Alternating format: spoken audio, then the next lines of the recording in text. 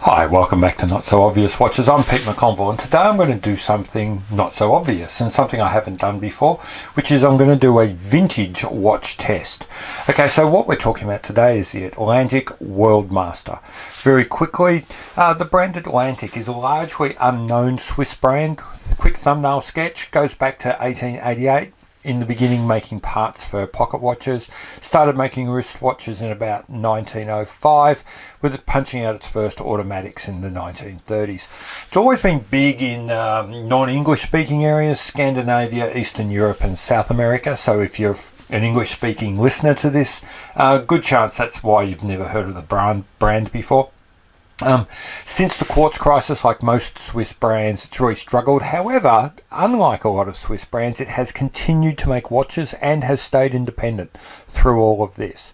Okay, so the model we're talking about today is the Worldmaster. Reference, I have absolutely no idea, and I think it's possibly, jumping sideways a bit, one of the reasons why some of these brands kind of drifted off the radar is because they didn't control themselves and their watches that well. We watch geeks tend to really geek out on our reference numbers, and brands that weren't big on references, funnily enough, don't seem to have big followings. Okay, year, I think this is the early 1960s. A few clues like the waterproof on the dial, the particular movement that's in it. Tell me early, maybe mid-60s. In terms of style and shape, it's a classic mid-centuries dress/sports watch. Generally fairly generic shapes, but there's some really nice Art Deco details, and the contouring and doming of the dial is really nice. That kind of set this watch apart. In terms of wearability, this watch is really interesting. So it is a late 50s, early 60s design, and yet it's significantly bigger than usual here, with a 38mm across the case, 42mm lug to lug, and 12mm thick. So it's an excellent option in 2018 with a very modern size for a 60-year-old watch. Okay, for materials, pretty sure we've got a brass case and plexiglass crystal, so nothing particularly robust, but it'll do the job. Movement, it is an ETA 1113. This could come in either a 17 or a 21 dual version. I get the impression that Atlantic may not have been particularly scrupulous in making sure whether you got a 17 or a 21, despite what it says on the dial. On the other hand, it's also quite possible that over the journey, some of these watches have had their original 21 dual movement swapped out for a 17. Either way, it is still almost always going to be an 1113 ETA movement, which is actually a pretty good movement regardless of which one you get. Now, the mandatory watch stuff functions, it tells the time. Legibility, pretty good, all things considered. Controls, not bad. Common with a lot of vintage watches. The crown's getting a bit finicky and a bit careful to play with. On the other hand, maybe I owe the watch a service, so that could be on me, not the watch. Robustness. Now, apparently it's got anti-shock, anti-magnetism, it's waterproof, but what the hell does that mean? And it's a brass and plexiglass, and it's made it this far. Okay, that's what it tells me, but I don't care. This is a 50, maybe 60-year-old watch. I'm going to baby it, and frankly, you should too. You buy a watch from the mid-50s, you should treat it with care. It's really that simple. Okay, finally, accuracy. It seems okay, actually. Now, I don't do accuracy checks, so my sense is pretty coarse.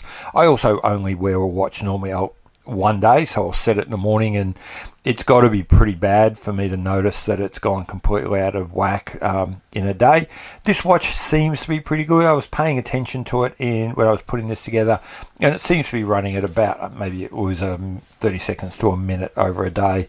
For a 60-year-old watch that's had no real special maintenance, I'm pretty happy with that. Okay, so let's talk about what's really important, and that's obviously the looks. This is actually a really good looking watch. Yeah, the case design is pretty simple. There's nothing complex going on. There's no flourishes in the design. Likewise, there's some brassing happening and some some of the base material coming through, but you throw all of that away and then look at just what's happening in terms of the age and the patina that this watch is developing, and then look at the details that it carries across with the Art Deco numerals, the applied indices, the red tipped second hand, the doming of the dial, and the bending of the hands all around that dial. And it's actually really quite a pretty watch. I actually really enjoy this and get a lot of very positive comments about it. Now, speaking of what it says to other people, this is actually one of the really key things about this watch is for a vintage watch, it's quite big. At 38 millimeters, people will see it and they will see that it's vintage and they'll see that it will look good. All of those things mean this is a watch that really speaks to other people, and you can expect to get comments about this. Also, few people have ever even heard of Atlantic, so if you've just paid attention to the opening spiel that I gave in this video, or if you've done even a modicum of Google searching, you will be the geek in the room, and rather than have just another Rolex or just another Omega, you've really got a watch that sets you apart from others. Okay, the price of admission to the Atlantic party is actually pretty cheap. You can buy these on Chrono24 for between $300 and $400 US, and you're going to get a Swiss movement, oversized case, interesting details, and a pretty uncommon watch for that price. That's decent value, and I'd be recommending it at that price. Maintenance, look, the movement's old, but it is an old ETA 1113. There are lots of these around. I've had no problems getting them maintained, and I doubt that you would either. Finding one is remarkably straightforward. There are a reasonable number of these on the secondary market. The only issue is almost all of them these days will be coming out of Eastern Europe. So if you're comfortable buying watches from Latvia or the Ukraine or Estonia, then you're in luck.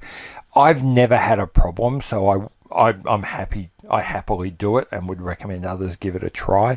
But be aware, you might have some concerns about that.